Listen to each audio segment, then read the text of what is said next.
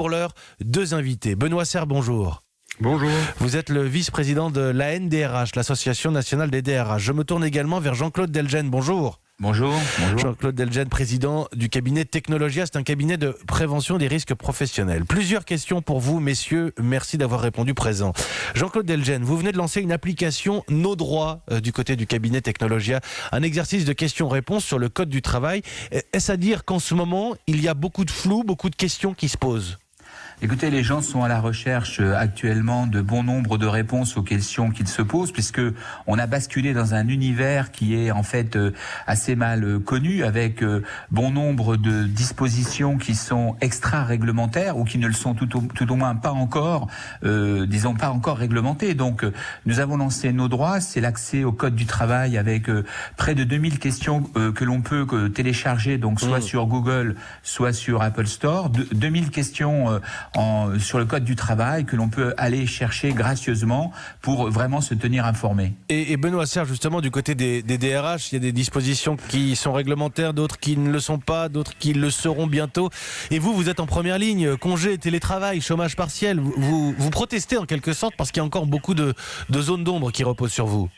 En fait, c'est pas tellement qu'on proteste parce qu'on comprend le caractère exceptionnel de la situation, mais il demeure que effectivement ces choses-là sont précises et que, un peu comme pour le chômage partiel, on va dire que la doctrine du ministère change. Dans le chômage partiel, certains étaient acceptés au début, maintenant d'autres sont refusés pour d'autres raisons. J'ai eu l'exemple d'une petite entreprise récemment du côté de Poitiers qui s'est vue refuser le chômage partiel, lui demandant de mettre en place des mesures pour continuer le travail, sauf qu'elle est incapable de les mettre en place. Pareil pour les congés, on a vu qu'il faut un accord d'entreprise, de ce qu'on a compris, pour pouvoir imposer 6 jours de congés ouvrables. On attend avec intérêt les ordonnances qui devraient sortir mercredi, mais nous on dit attention, les décisions qu'on prend, nous les DRH dans les entreprises, c'est toutes les heures. On peut pas attendre comme ça 48 heures, 72 heures avant d'avoir une vue claire parce que nos salariés nous demandent. Alors on va prendre point par point, on l'a déjà évoqué, Jean-Claude Delgen du cabinet Technologia. Pour télétravailler en ce moment, c'est bête comme remarque, mais encore faut-il qu'il y ait du travail. Absolument, il y a la question du travail qui doit pouvoir être traité à distance parce que il y a aussi on a basculé, si vous voulez, dans ce monde inconnu d'une manière rapide, sans préparation. Il y a un grand nombre de salariés qui ont été amenés à utiliser cette méthode de travail sans y être préparés, puisque la France avait un peu de retard par rapport à ses voisins en matière de télétravail. Deuxième aspect, les conditions matérielles ne sont pas toujours réunies pour télétravailler. Quand vous êtes dans une famille où les deux sont confinés, où il y a les enfants et où il existe un seul ordinateur, c'est compliqué, ça génère des tensions. Donc, et de plus, c'est vrai qu'il faut que l'activité se maintienne. Or, on voit bien que l'activité partout s'écroule et qu'il n'est pas simple de donner de l'activité à des gens en télétravail à distance lorsque celle-ci se rétracte. Benoît Serre, la question du télétravail, on a vu que toutes les entreprises ne sont pas égales. Est-ce que c'est un point de tension chez vous ? Non, c'est pas un point de tension, c'est pas ce qu'on observe. Comme dit Monsieur Delgen, le sujet, ça a été son organisation, à la fois parce que quelquefois le travail ne permet pas le télétravail, donc j'en entends beaucoup parler, mais vous avez des tas de salariés qui ne peuvent pas télétravailler tout simplement parce que leur activité ne le permet pas. Et puis en revanche, il a fallu réorganiser. Vous savez, c'est des choses aussi bêtes que est-ce que les gens ont un ordinateur portable ? Bien sûr. Comment ils se connectent au réseau de l'entreprise ? Est-ce que le réseau va tenir ? Donc le télétravail s'est installé de plus en plus. Je pense qu'on ne reviendra plus en arrière, c'est-à-dire que le télétravail va connaître un déploiement de plus en plus fort dans les années qui viennent, mais c'est vrai que c'est une adaptation. Ça, c'est assez certain. Oui, aujourd'hui, il y a un point de tension, en revanche, Benoît Serre, c'est la question des congés. Alors, c'est un point de tension et un point d'interrogation à la fois. Il y a ces congés qui étaient éventuellement posés pour le mois d'avril, ceux qu'on voudrait annuler, d'autres qu'on voudrait imposer. Et on l'a bien compris, la parole est au manager sur ces questions, la hiérarchie à la main. Comment est-ce que ça passe auprès des collaborateurs ?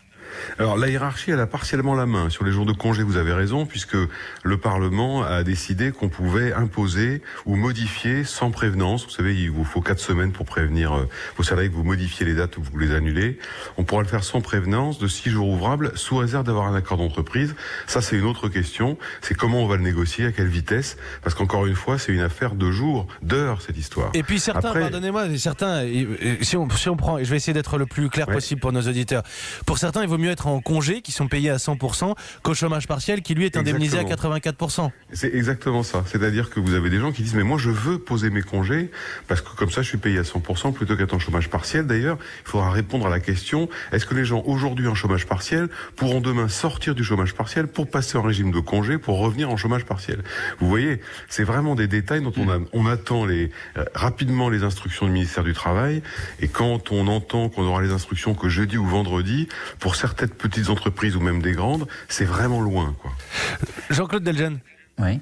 Je cru que vous vouliez intervenir, pardonnez-moi. Oui, sur la question du chômage partiel, il est très important de voir les conditions qui sont mises par le ministère du Travail actuellement pour en bénéficier. En particulier, il est demandé aux chefs d'entreprise et aux salariés de suivre, pour entretenir, si vous voulez, en fait, les compétences, des programmes, y compris de formation. Donc, c'est un des points qui va être, je dirais, examiné pour octroyer ou pas le chômage partiel aux entreprises. Donc, c'est assez intéressant de peut-être de bénéficier de ces moments un peu compliqués, hein, c'est vrai, mais peut-être pour se former, pour entretenir ses compétences, pour faire des bilans de compétences, etc., pour reprendre l'activité lorsqu'on sortira de cette crise au mieux, sans y avoir laissé trop de choses. Justement, j'en profite, Jean-Claude Delgen. Benoît Serre, vous avez des demandes de formation en particulier en ce moment, puisqu'on a peut-être un peu de temps?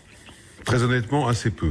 Très honnêtement, assez peu. Vous savez, les gens sont concentrés d'abord sur leur vie quotidienne parce que c'est pas facile d'être confiné quand on a des petits-enfants, etc. Et d'autre chose, dans les petites entreprises comme dans les grandes, d'ailleurs, les gens sont plutôt inquiets de savoir quand ça va redémarrer parce que faut bien comprendre que vous avez des petites entreprises, des moyennes entreprises et des salariés qui sont inquiets de la sortie déjà. Et qui disent, mais comment ça va se passer?